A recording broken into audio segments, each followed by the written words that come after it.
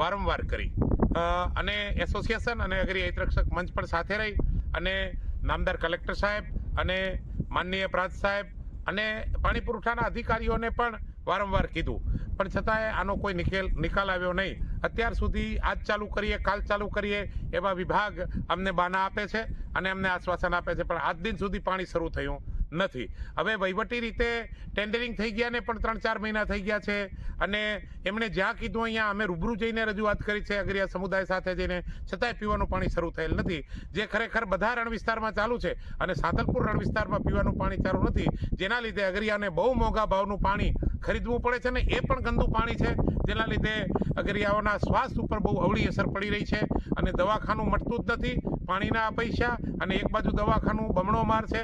શું નામ આપનું? મારું નામ રજાભાઈ છે.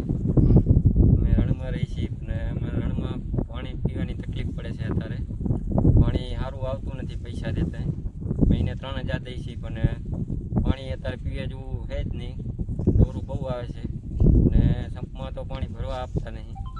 પછી સરકારશ્રીને રજૂઆત કરો તો મને પાણી આવે તો પીવા માટે સારું છે કે અમે માંદા પડી છીએ, હવે કામ નથી થતું, તાવ માથા શરદી ઉમરે છે, ગરા ભરે છે અને અહીંયા રણમાં ખૂબ જ પાણી કહેવામાં ગંદુ થઈ જાય છે, બેદીમાં તો બગડી જાય છે, પાણી પાસ મારે છે, પીવા લાયક રહેતું નથી.